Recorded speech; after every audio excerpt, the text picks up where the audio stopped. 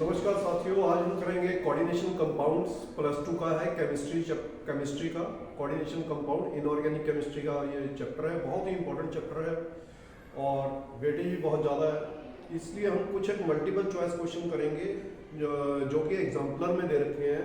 मैं गारंटी के साथ कह सकता हूं कि यहाँ इन क्वेश्चंस के बेस पे ही, ऐसे ही कॉन्सेप्चुअल बेस्ड क्वेश्चन पे ही ज़रूर कोई ना कोई क्वेश्चन आपके सीबीएसई बोर्ड के जो मार्च के एग्जाम में उनमें आएगा।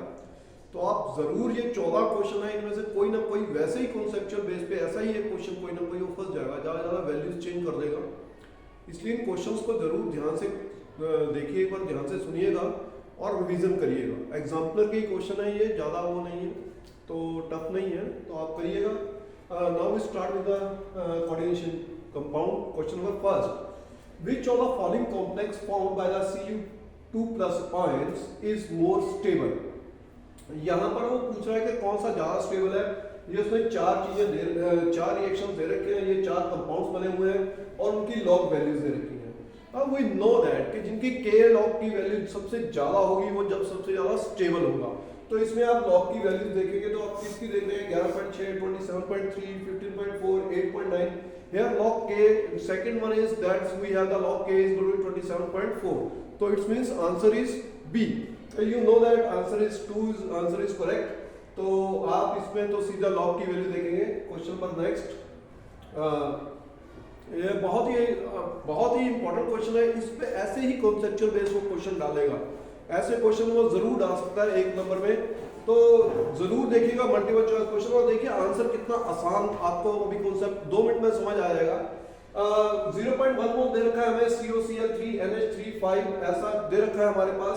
Is treated with the excess of AgNO3 और AgNO3 आपको पता है जहां पर भी हमें क्लोरीन को टेस्ट करना होता है तो हम क्या करते हैं, उसमें AgNO3 डालते हैं, सिल्वर नाइट्रेट रिएक्ट कर जाता है क्लोरीन आयन के साथ and it will form silver chloride, white precipitate बन जाते हैं सिल्वर क्लोराइड के। We know that. यहाँ पर वो कह रहा है 0.2 मोल ऑफ AgCl। इसका मतलब क्या हुआ कि 1 मोल जो सा है वो 1 मोल कितने क्लोरीन दे रहा है, 0.2 मोल क्लोरीन दे रहा है। इसका मतलब 1 मॉलिक्यूल 2 क्लोरीन दे रहा है। और इसका मतलब यहाँ पर क्या होगा, Cl3 जो सा है वो Cl2 जो सा बाहर आ जाएगा, अंदर H2O आ जाएगा, 2 Cl बाहर चले जाएंगे क्योंकि उन्होंने आयोनाइजेशन हुई है तो Cl पॉइंट्स बने और AgNO3 के साथ रिएक्ट किए हैं। तो यहाँ पर इसकी कंडक्टिविटी कितनी हो जाएगी, कंडक्टिविटी बढ़ जाएगी। तो Cl2 और ये 1 कितने हो गए, 3, तो क्या आ जाएगी 1:3 रेशो हो जाएगी 1:3। तो यहाँ पर 1:3 की रेशो में वो कंडक्टिविटी बढ़ जाएगी। तो ये कंडक्टिविटी रहेगी, पहले अगर इसकी 1 थी तो क्योंकि 2 Cl बाहर आ गए हैं, 2 Cl के आयंस और एक ये खुद का आयन, तो कितने हो गए 3, तो 1:3। Question number next. हाँ जी, यहाँ पर वो कह रहा था colour of the coordination compound depend upon the crystal field splitting.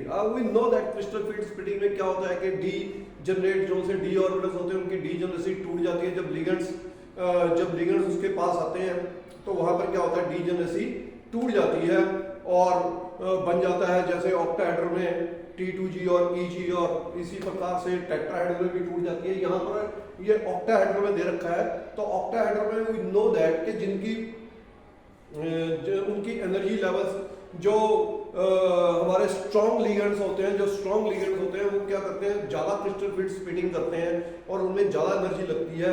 और what will be the correct, आप एक चीज़ याद रखिएगा कि जहाँ पर एनर्जी लेवल ज़्यादा है वहाँ पर वेवलेंथ छोटी हो जाएगी क्योंकि E=NH म्यू होता है, तो C/λ inversely proportional to energy रहता है। तो यहाँ पर आप देखिएगा इन तीनों में से सबसे पहले लिगेंड दे लेते हैं, Cn है, NH3 और H2O है। वी नो दैट कि Cn is a very strong ligand, तो Cn इन तीनों में से सबसे ज्यादा स्ट्रॉन्ग लिगेंड है। सेकंड नंबर पे अमोनिया लिगेंड स्ट्रॉन्ग है और थर्ड नंबर पे कौन है, वाटर। तो वाटर की वेवलेंथ सबसे ज्यादा आएगी क्योंकि एनर्जी कम कर पाएगा, वो क्रिस्टल फील्ड स्प्लिटिंग कम कर पाएगा। तो इट्स आंसर इज, आप देखिएगा तो कौन सा आंसर आएगा, Cn6 ज्यादा हो ही नहीं सकता, गलत है।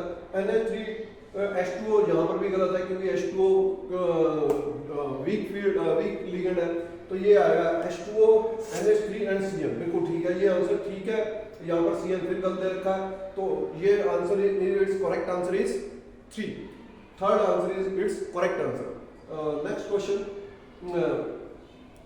यहां पर फिर वही बात कर रहा है, when 1 mole of the CrCl3.6H2O is treated with the excess of AgNO3।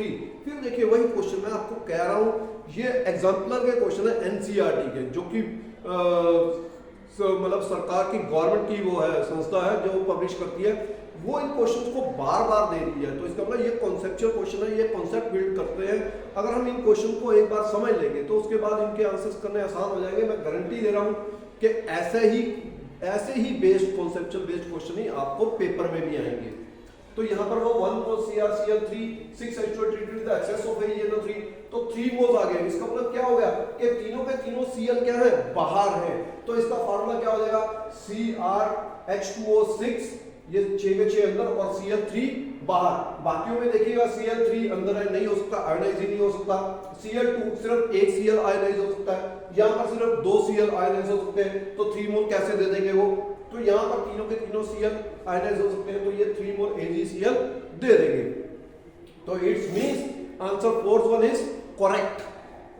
Next question, the correct IUPAC name of the platinum that is PdNH3 twice और Cl2 we can आप यहाँ पर वैसे ही आप ऑक्सीडेशन नंबर निकालिए, NH3 का तो 0 रहेगा, इसका -1 से निकाल दो, -1 into 2 कितना आएगा, -2। तो प्लैटिनम का कितना आएगा, 2। तो यहाँ पर पहले देखिए 2 4 0 4, तो 2 वाला पहला तो हमें हिंट मिल गया कि ये करेक्ट है। सेकंड, डाई अमीन बिल्कुल ठीक है, यहाँ पर इसने नेमिंग बिल्कुल ठीक किया, ए अल्फाबेटिकली की है, अमीन को पहले रखा है, क्लोरिडो को बाद में रखा है और प्लैटिनम। तो it's means answer 1 is correct, diammine chlorido platinum 2। Next question please. Yes, the stabilization of coordination compound due to chelation is called chillate effect। we know that जो चिलर्स कंपाउंड्स होते हैं वो ज्यादा stable होते हैं, जो chelates बनाते हैं कोऑर्डिनेशन कंपाउंड जो चिलर्स फॉर्म में बनते हैं वो ज्यादा स्टेबल होते हैं as compare to ordinary coordination compounds, क्योंकि चिलर ज्यादा स्टेबल करते हैं। तो वो कहता है, इसको क्या कहते हैं, चिलर इफेक्ट कहते हैं स्टेबलाइजेशन को। Which of the following is most stable. We know that chelates कौन बनाते हैं, चिलर्स बनाते हैं पॉलीडेंटेट लिगेंड्स बनाते हैं जो अलग अलग दांतों से जाकर कोऑर्डिनेट करते हैं अलग अलग एटम से। तो यहाँ पर FeCO5 अरे एक ही तरफ से कर पा रहा है, नहीं है। FeCN6 एम्बिडेंटेड है, या तो C से करेगा या N से कर रहा है, तो यहाँ पर C से कर रहा है तो नहीं है। FeCO4 ट्वाइस ऑक्सालेट आ गया, oxalate you know that it is a polydentate. तो यहाँ पर दो तरफ से वो कर रहा है और एक रिंग फॉर्मेशन कर रहा है, जिससे क्या हो रहा है, स्टेबिलिटी आ रही है। तो answer third is correct answer. Fourth answer H2O you know that it's a unidentate है, तो हो ही नहीं सकता। तो इस प्रकार से C2O4 जो है third one is a correct answer. Next please, indicate the complex ion which show the geometrical isomerism. Geometrical isomerism हमें अगर हमने उसमें पढ़ा, प्लस में भी पढ़ा हुआ है कि सिस और ट्रांस होते हैं। सिस जब दोनों साइड सेम साइड होते हैं, ट्रांस जब ऑपोजिट साइड होते हैं सेम मॉलिक्यूल्स। तो यहाँ पर आप देखिए कि पहले दो वाले जोन से होंगे, उसकी बात करेंगे। ये एक चीज याद रखिए, ये सारे के सारे ऑक्टाहेड्रल के आसपास फटक रहे हैं, या ये तो है ही टेट्राहेड्रल, तो इसका तो रहेगी निकाल। यहाँ पर आ गए H2O4 Cl2, तो यहाँ पर देखिए Cl2 अगर ऑपोजिट हो जाएंगे तो ट्रांस हो जाएगा, अगर दोनों साइड में आ जाएंगे तो सिस हो जाएगा। तो यही आंसर आएगा, बाकी किसी में ऐसा कुछ हो ही नहीं सकता। तो यहाँ पर answer 1 is correct, they show the geometrical isomerism that is cis और trans. That's the CFSE of the octahedral COCl6 4 negative is 18,000। the CFSE of the tetrahedral is कितनी हो जाएगी, इसको तो हम कर ही सकते हैं, एक बार हम करके देखते हैं इसको। जैसे ये हमारे कितनी है, टेट्राहेड्रल का आपको पता है कि 4/9 ऑफ द ऑक्टाहेड्रल रहती है, तो ऑक्टाहेड्रल की CFSE कितनी रहती है, 18,000। तो 18,000 into 4/9 that is 2,000 multiplied by 4, it comes to the 8,000। we know that it's a 8,000 is the correct answer। तो 8,000 is the correct answer। 18,000 same तो हो ही नहीं सकती है, क्योंकि टेट्राहेड्रल की CFSE हमेशा ऑक्टाहेड्रल से कम होती है, that is 4/9 of the octahedral. तो ये आपको करके दिखाया हुआ, दैट इज 4/9 से हमने करके देखा, तो ये कितना आ गया, 8,000। ऐसे क्वेश्चन बहुत बार आते हैं, इवन कॉम्पिटिटिव एग्जाम्स में भी आते हैं। तो ये कुछ भी नहीं है, अगर आप इनको थोड़ा सा फंडा अगर ध्यान से करें तो ये बहुत ही आसानी से आपसे हो जाएंगे। Next question please. Due to presence of ambidentate ligands coordination compound show isomerism। तो एम्बीडेंटेट के कारण आइसोमेरिज्म शो होता है। याद रखिएगा एम्बीडेंटेट जो सा है, एम्बीडेंटेट हमेशा आपको लिंकेज आइसोमेरिज्म देगा। क्यों? एम्बीडेंटेट वो होते हैं जो मेटल से कोऑर्डिनेट कर सकते हैं by two atoms, different atoms. तो यहाँ पर वो एक साइड से करेंगे, दूसरी वाला दूसरी साइड से करेगा, तो वो क्या बन जाएगा? आइसोमेरिज्म बन जाएगा। मगर कौन सा? लिंकेज आइसोमेरिज्म, क्योंकि मेटल अलग अलग तरीके से कोऑर्डिनेट कर रहे हैं। तो आंसर रहेगा लिंकेज आइसोमेरिज्म। जब भी एम्बीडेंटेट आ जाए तो याद रखिएगा एम्बीडेंटेट जो से होते हैं ligands, they always show linkage isomerism. मैंने इसे हमेशा याद रखा हुआ अम्ली के नाम से, एम्बीडेंटेट अम्ली, एम हो गया एम्बीडेंटेट लिंकेज, और एम्बीडेंटेट लिगेंड्स और एल हो गया लिंकेज। तो ambidentate ligands always show linkage isomerism. Next please. The compound COSO4 NH3 5 and Br और COSO4 NH3 5 Cl रिप्रेजेंट। अरे भैया बताइए कौन सा आइसोमेरिज्म ये शो करेगा? जब इनका मॉलिक्यूलर फार्मूला ही नहीं मिल रहा, यहाँ पर Br है और यहाँ पर Cl है, जब मॉलिक्यूलर फार्मूला ही नहीं मिल रहा तो स्ट्रक्चर क्या रहेगा? भिन्न क्या कह सकते हैं? तो इसका मतलब क्या हो गया कि यहाँ पर कोई आइसोमेरिज्म शो नहीं करेगा, क्योंकि मॉलिक्यूलर फार्मूला ही नहीं मिल रहा। आइसोमेरिज्म की टर्म ही यही है कि मॉलिक्यूलर फार्मूला सेम होना चाहिए, स्ट्रक्चरल फार्मूला डिफरेंट होना चाहिए। तो यहाँ पर मॉलिक्यूलर फार्मूला ही सेम नहीं है, तो इसका मतलब ये कोई आइसोमेरिज्म शो ही नहीं करेगा। चलिए, a chelating agent has two or more than two donor atom to bind to a single metal। बिल्कुल ठीक है, मैंने आपको पहले बताया था कि चिलेट्स को सॉरी एम्बीडेंटेट वो होते हैं जिनमें दो या दो से एटम ज़्यादा होते हैं, जो जाकर किससे कोऑर्डिनेट कर सकते हैं? मेटल से। तो विच of the following is not a chelating agent? अरे अभी तो करके हटे हैं, ऑक्सलेटो, ग्लाइसिनेटो, ये जो से ethyl EN, that's ethyl 1,2 diamine है, और thiosulfato is not a ambidentate. तो ये तीनों के तीनों क्या है? They are the ambidentate. तो मतलब thiosulfato is not a ambidentate. तो याद रखिएगा। चलिए, which of the following species is not expected to be a ligand? इनमें से कौन सी स्पीशीज ऐसी है जो एक्सपेक्टेड नहीं की जाती है लिगेंड? लिगेंड्स वो होते हैं जिनके पास लोन पेयर होना जरूरी है, वो अपना लोन पेयर आकर मेटल को देते हैं। तो यहाँ पर NO में भी है पड़ा, NH4 में कोई लिगेंड ही नहीं रहा, NH4 4+ होना है, यहाँ पर 4 आना था। we will correct it, we will make it 4।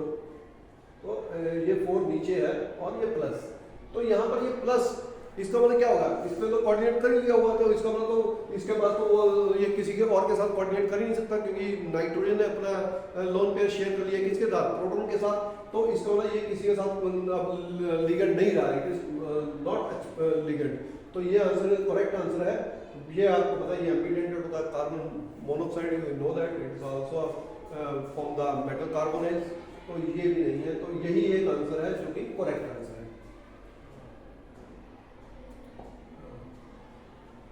अगला आ गया, what kind of isomerism exist between the CrH2O6Cl3, जो कि वायलेट इन कलर है। ये आपकी एनसीईआरटी में बड़े अच्छे ढंग से समझा रखा है, बड़े अच्छे ढंग से। सेम एग्जांपल एनसीईआरटी की बुक में है। जब आप सॉल्वेंट लिंकेज सॉल्वेंट आइसोमेरिज्म पढ़ते हैं तो उसमें ये सेम है। अगर आप इसको ज्यादा पढ़ेंगे एनसीईआरटी की बुक में तो वही क्वेश्चंस ही निकलते हैं। What kind of isomerism exhibit between the CrH2O6Cl3 violet and CrH2O5Cl2H2O? देखिए मॉलिक्यूलर फार्मूला सेम है, बट वाटर का यहाँ पर बाहर आकर इन्होंने खड़े सॉल्वेशन की है।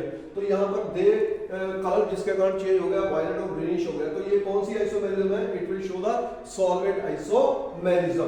तो लिंकेज आइसोमेरिज्म मैंने आपको पहले बता चुका हूँ कि ये एम्बीडेंटेट करते हैं। आयोनाइजेशन जब आयंस अलग अलग बनते हैं तो यहाँ पर कोऑर्डिनेशन आइसोमेरिज्म भी नहीं है, क्योंकि कोऑर्डिनेट अलग अलग होता है। तो ये सॉल्वेंट आइसोमेरिज्म है। Next please. IUPAC of the name of the following TT NH3 twice Cl और NO2, इसका देखना है हमें। तो इसमें सबसे पहले देखिए उसने प्लेटिनम सबसे पहले लिख दिया, जो कि गलत है, हो ही नहीं सकता। प्लेटिनम तो सबसे लास्ट में है, तो पहला तो हो ही नहीं सकता। और क्लोरीनो ये भी नहीं हो सकता, क्यों? क्योंकि इसमें अमीन पड़ा है तो सबसे पहले अमीन आना है तो अल्फाबेटिकली। तो यहाँ पर इन दोनों का मतलब थर्ड और फोर्थ ऑप्शन में से कोई एक करेक्ट है। तो यहाँ पर इसने टाइटेनेट लिख दिया, वो भी गलत है क्योंकि टाइटेनेट नहीं हो सकता, वो तो तब आएगा जब बाहर आता, इसके बाहर कोई और चीज आती, कोई पोटाशियम पोटेशियम आता। तो यहाँ पर ये क्वेश्चन आंसर ठीक है, diammine chlorido nitrito and platinum 2। तो answer third is correct. Thanks, बहुत बहुत आप इनको रिवीजन कीजिए, ये बहुत इंपॉर्टेंट क्वेश्चन है, जरूर पेपर में कोई ना कोई ऐसा ये क्वेश्चन मिलेगा। धन्यवाद।